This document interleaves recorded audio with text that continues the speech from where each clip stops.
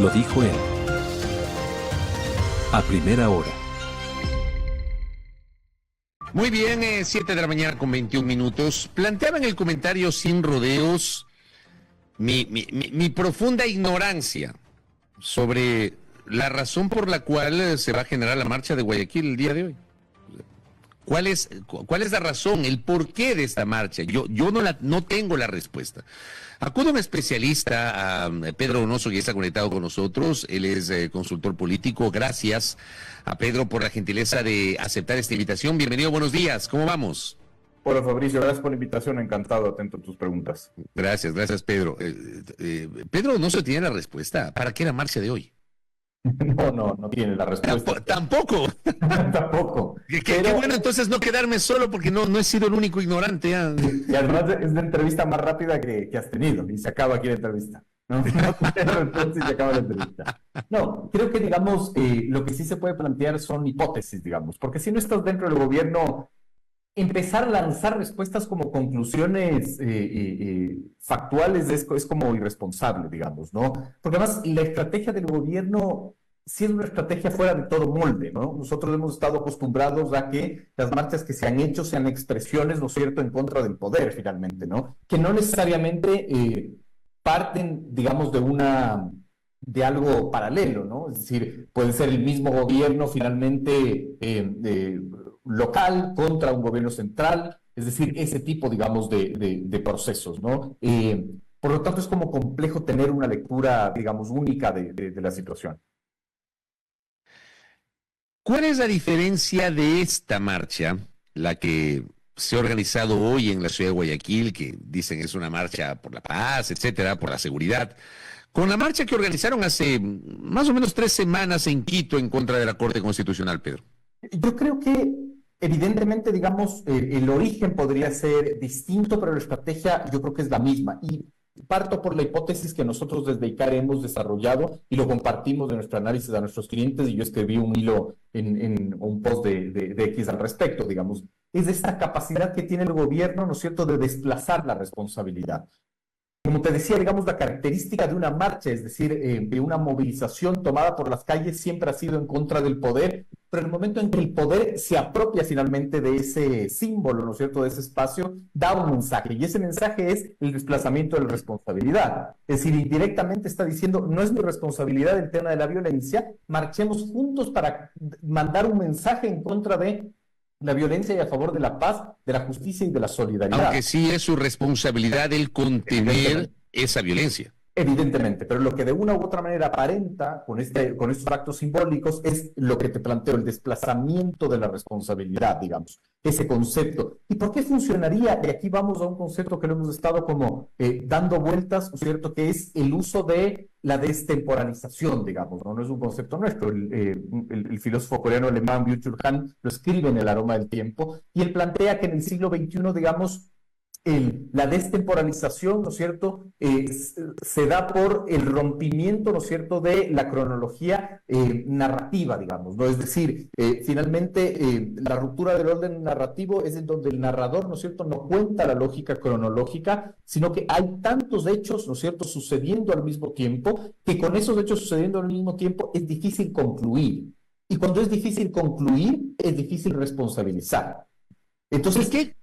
Sí. Perdón, Pedro, ¿y qué gana el gobierno con todo esto?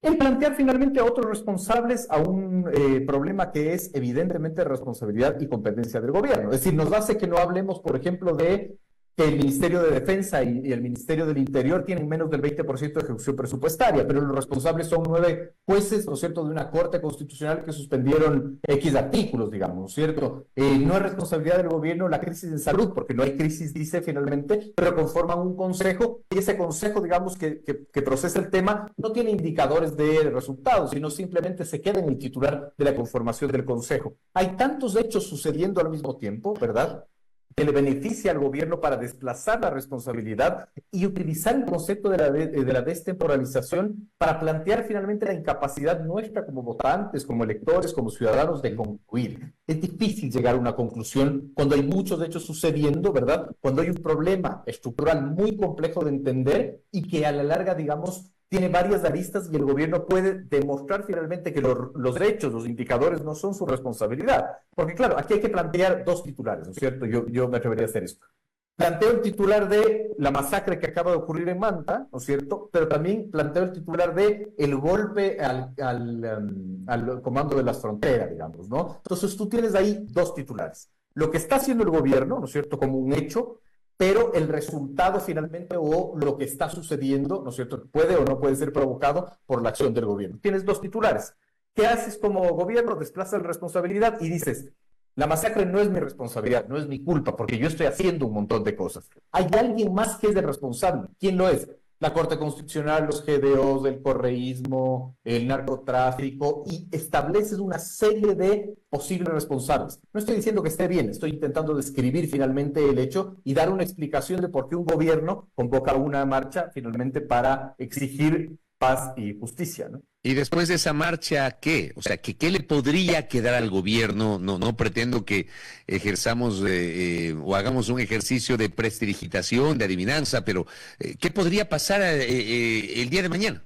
Es que en la destemporalización el gobierno tiene la habilidad de escoger sus antagonistas, sacar y poner antagonistas, digamos, a su gusto.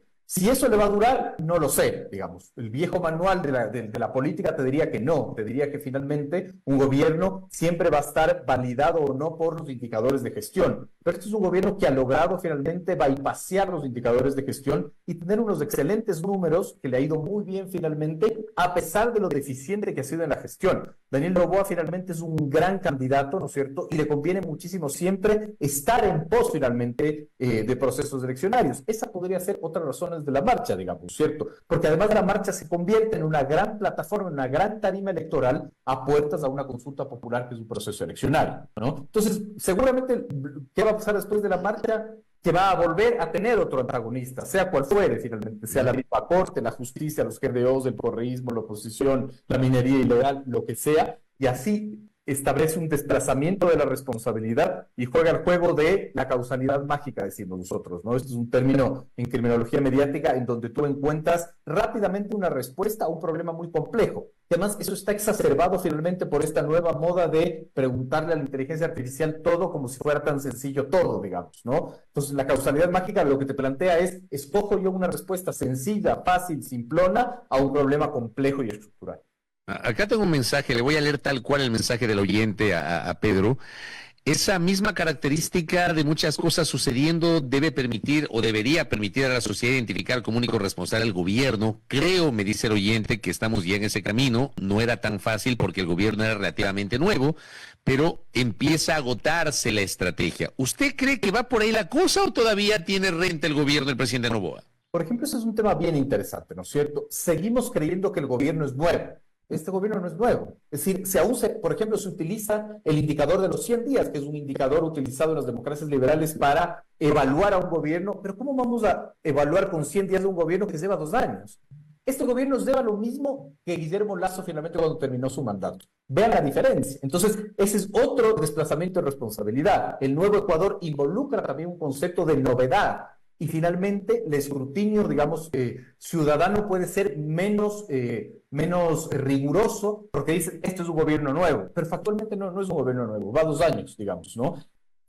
Sí, finalmente, digamos, la lógica te diría que esto tiene una fecha de expiración, que empieza finalmente ya a descender los valores de gestión del presidente. Vimos el estudio del CIES, por ejemplo, que te planteaba que en julio un 59% de la gente valoraba positivamente al gobierno de Noboa. Ahora en agosto hay un 45% que valora positivamente, es decir, hay una caída. Tienes otra encuesta, la de Sedatos, por ejemplo, que aún plantea una valoración de gestión positiva en 55.4%. Sin embargo, hay una caída de 5 puntos con respecto a julio. Empieza finalmente a haber una caída. Si hacemos una comparación con el 2024, ¿no es cierto?, vamos a ver que igual eso no le ha afectado al gobierno, ¿no? Este es un gobierno que nos dejó 14 horas sin luz y así todo ganó con 1.3 millones de votos de diferencia de su contendora, ¿no?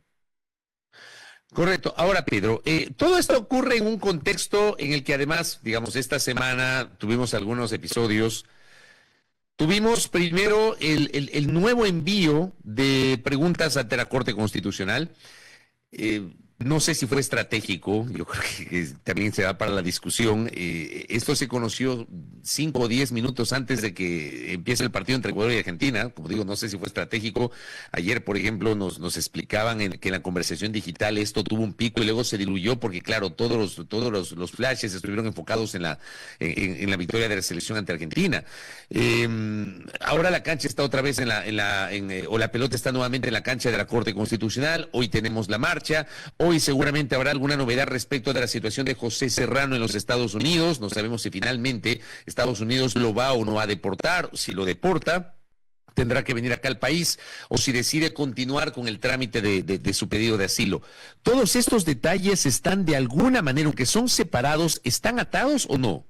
Nunca están separados, siempre están interconectados. En esa capacidad de desplazamiento de responsabilidad. Igual es una hipótesis, ¿no? O sea, no es que puedo explicarlo certeramente, yo lanzo hipótesis porque ese es mi trabajo, ¿no es cierto? Pero claro, no son hechos que están aislados, son hechos que están interconectados en esta gran estrategia, como hipótesis lo planteo, repito, del gobierno del desplazamiento de la responsabilidad, de la destemporalización, ¿no es cierto? Entonces, qué sé yo, planteemos como escenario, ¿no es cierto?, hipotético de que se extradita a Serrano. Ahí tienes, digamos, un responsable, entre comillas, finalmente, de lo que puede ser la violencia, el narcotráfico, etcétera. El tema, por ejemplo, de la Corte Constitucional. Las preguntas han sido lanzadas, los constitucionalistas tendrán que responder, pero a mí me parece que esas preguntas siguen manteniendo una inconstitucionalidad de origen, pero de una manera impresionante. Entonces, esto es acumulación. Es el gobierno diciendo, yo ya envié mis preguntas, me dijeron que no, la Corte Constitucional, los malos de la película, volví a mandar las preguntas, otra vez me van a decir que no. Ellos son los responsables finalmente, ¿no es cierto? Entonces vas acumulando el peso mítico, ¿no es cierto?, los mitos sobre un organismo para tener un responsable a quien señalar y desvías, otra vez repito, desvías la atención de un gobierno finalmente que no ejecuta el presupuesto, ¿no es cierto?, y que tiene unos indicadores sociales, políticos e incluso económicos bastante deficientes. Pero, a ver, y hay quienes dicen que a partir del envío de estas preguntas, sobre las cuales es probable que la Corte no le califique todo, yo no tengo dudas que la Corte, por ejemplo, sí le va a calificar la vía del Consejo de Participación Ciudadana y Control Social, porque ha utilizado una vía muy parecida a la que ya aplicó Lazo en el año 2023. Hay algunos estudiosos del derecho, de la Constitución, que advierten que, por ejemplo, aquellas preguntas vinculadas a la Corte Constitucional va a ser muy complicado que pasen. Y hay quienes piensan que el gobierno de alguna manera implícitamente está allanando la vía para una constituyente. ¿Tiene sentido esa tesis, Pedro? Yo creo que es un escenario de media probabilidad. Tiene mucho sentido porque crea el ecosistema finalmente para hacerlo, ¿no es cierto? Es decir, por ejemplo, y además lo interesante del desplazamiento de la responsabilidad es que hay unos facts que son reales, que los estamos viendo todos, pero que a la larga no funcionan en la narrativa, ¿no? Es muy parecido a esto, a la fábula que nos contaban de niños, no sé si ustedes se acuerdan, que el rey está desnudo, ¿no es cierto? Ese sastre que fue a un pueblo y le vendió a un rey un hilo mágico que no se veía, y que solo los inteligentes podían ver finalmente, ¿no es cierto? Y después el rey desfila por las calles del pueblo desnudo y nadie se atrevía a decir el rey está desnudo porque no querían parecer tontos. Es similar finalmente a esto, ¿no? Tienes un director de servicios de rentas internas, por ejemplo, diciendo en una entrevista que en la ley de fundaciones no hay una reforma tributaria cuando es evidente la reforma tributaria, ¿no es cierto? Tienes a asambleístas de ADN diciendo que con la reforma política que está planteando el gobierno se acaban los movimientos de alquiler. Hay que preguntarse cómo llegó Daniel Noboa en 2023 a ser presidente de la República, digamos, ¿no? No llegó con movimientos propios, llegó con movimientos, digamos, que no eran suyos, ¿no? Entonces, es impresionante cómo la narrativa le gana finalmente a la evidencia factual, a lo que sucede, ¿no? Entonces, yo creería que sí, la política es de acumulación y se están acumulando, digamos, mitos, se están acumulando, digamos, razones. Yo creería para una asamblea constituyente lo que sí puede darse finalmente es preparar mejor el terreno. Ahora, ¿hay riesgo para el gobierno en una asamblea constituyente? Evidentemente lo hay. Porque además, nada mejor que utilizar esta constitución hiperpresidencialista para que el gobierno pueda ejercer todo su poder, ¿no? Un ejemplo de aquello, por ejemplo, tú puedes destituir en juicio político al fiscal general del Estado con 77 votos, pero para un ministro necesitas, digamos, 101, ¿no? Entonces, tienes esas ventajas, ese podría ser un argumento de dudar, pero creería que sí se está o ordenando el camino para una constituyente o para una presión político y social para deshacerse de la Corte Constitucional. Me parece que es un escenario medianamente probable. ¿Fue estratégico el hecho de que el gobierno haya decidido convocar hoy, jueves 11 de septiembre, esta marcha de Guayaquil? el mismo día que las organizaciones sociales previamente habían anunciado una serie de acciones de protesta. Es un poco apropiarse del símbolo de la marcha, digamos, ¿no? Es decir, no es, la calle ya no es de los movimientos sociales, ahora es nuestra. Nosotros estamos también exigiendo en las calles paz, justicia y solidaridad. Entonces, claro, cuando tú escarbas un poquito y pones la frase, digamos, y lo planteas como, digamos, una frase para ser validada, la primera pregunta es, ¿marchas para exigir solidaridad, justicia, digamos, y seguridad? ¿A quién? ¿Verdad? Entonces, digamos, una estrategia bastante interesante. Ahora, claro, lo de los movimientos sociales, además, son minúsculos, digamos, no son casi relevantes. El apoyo de la CONAIE quizás le da un poco más de importancia política, pero no creo que se plantea tanto como una lógica de marcha y contramarcha. Yo creería que tiene más sentido la hipótesis finalmente de apropiarse de la calle como símbolo, ¿no? Pedro, y lo último, lo de José Serrano. Como te decía, hoy podría conocerse la situación migratoria de José Serrano. Esto también ha levantado una alta expectativa en uno y en otro sentido. Al mismo tiempo, hace 3 días, Revolución Ciudadana publicó un video para, digamos, de una forma un poquito sarcástica, marcar distancias con Serrano y decir que no es correísta. Pero claro, o sea, Serrano es evidente que en 2017 se quedó con Lenín Moreno, pero durante 10 años fue parte del correísmo. Yo pregunto si esta fue una estrategia equivocada de Revolución Ciudadana de tratar de desmarcarse de Serrano por un lado, y por otro lado, ¿qué implicaciones podría tener la situación migratoria del exministro? Qué buen ejercicio planteas, Fabricio, porque ahí vemos cómo, ¿no es cierto?, son dos caras de una moneda, ¿no es cierto? El gobierno sí puede hacer desplazamiento de responsabilidad, porque le funciona, porque, digamos, tiene esa capacidad narrativa de hacerlo, porque de una u otra manera son un actor que nos lleva 15 años, digamos, en el poder. Ellos sí lo pueden hacer, pero evidentemente la Revolución Ciudadana no, es una estrategia absolutamente ineficiente, ¿no? Es decir, es intentar desmontar un mito finalmente mintiendo a la larga, ¿no? Así podría percibir, digamos, la ciudadanía. Es una locura, es una tontería, digamos, profunda, ¿no? Por más de que hubo, así lo dicen, una traición, etcétera, no tiene sentido. La Revolución Ciudadana no puede utilizar la estrategia del desplazamiento de la responsabilidad, porque además diariamente están otra vez hablando finalmente de su responsabilidad como gobierno. En buen sentido ellos, evidentemente, y el gobierno tiene la capacidad de ligarlo con, digamos, los mitos finalmente de narcotráfico, etcétera. Entonces me parece que es una estrategia absolutamente ineficiente y además que ha recibido mucha crítica, por lo menos de lo que yo he podido ver en redes sociales, pero más que apunta también a lo que te dicen las cifras, ¿no? Yo quiero traer la cifra digamos, del CIES de agosto, ¿no? El 61.9% responde no tengo confianza a la Revolución Ciudadana, digamos. Es decir, la Revolución Ciudadana ha caído en su confianza, lo dicen las cifras, no lo digo yo. Entonces creo que no, y creo que si es que se da una extradición del ex ministro Serrano... Deportación sería, no extradición, no deportación.